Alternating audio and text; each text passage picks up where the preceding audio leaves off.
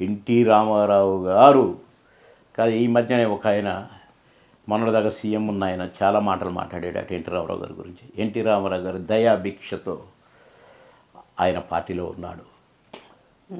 ఆయన దయాభిక్షతోనే ఆయన కొడుకు కూడా తారక రామారావు అని పేరు పెట్టుకున్నాడు.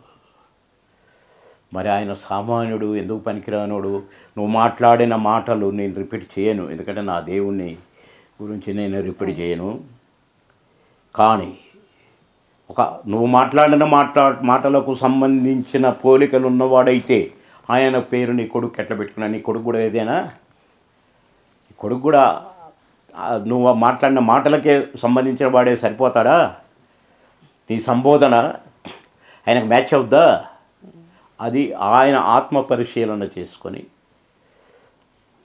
వాళ్ళు ఆత్మ పరిశీలన చేసుకోవాలి. ఆయన మాట్లాడిన మాటలకు అర్థం ఏంటి, ఆయన మాట్లాడిన మాటలకు విలువ ఎంత అని.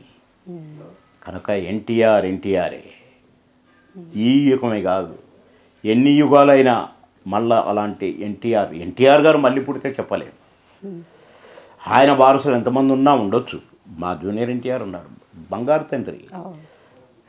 ఆయన మనవడు, తాతకు దగ్గ మనవడే. కానీ ఎన్టీ రామారావు గారు కాజాలరు ఎవరు కూడా. మా బాలన్నే నా అన్న, నా దేవుడి బిడ్డ, ప్రియమైన బిడ్డ. ఆయనకు బొట్టు పెట్టి నటుని చేసుకున్నాడు.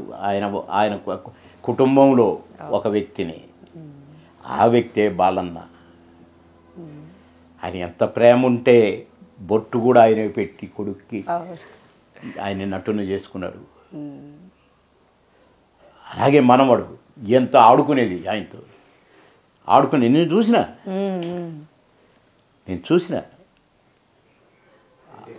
ఎన్టీఆర్ గారు మనవడితో చూసిన నేను. చూసింది అరగంటే అనుకో, కానీ తాతయ్య అనుకోని పోవటం ఇవన్నీ చూసినాడు. కనుక ఎవరికి వారే. మా రామకృష్ణ బాబు కానీ మా అన్న దేవుడు, జ్ఞానం ఉన్నవాడు, ఆయనలో విలువలు కనపడతాయి. అజ్ఞానులకు ఆయనలోని విలువలు కనపడవు. కనుక అజ్ఞానుల గురించి మాట్లాడుకోవటం అనవసరం. కాబట్టి ఈ టాపిక్ని ఆపుదాము. అజ్ఞానుల గురించి ప్రజలే తెలుసుకుంటారు, వారికి తగిన గుణపాఠం ఉంటుంది. ఇప్పటికీ చాలా వరకు ఒక 99% కనీసం 95% అయినా గుణపాఠం వచ్చి తీరాలి. కానీ సిగ్గు శరవు ఏ మాత్రం కనపడట్లేదు. శివునెత్తరు లేకుండా ఉన్నారు. వస్తుంది.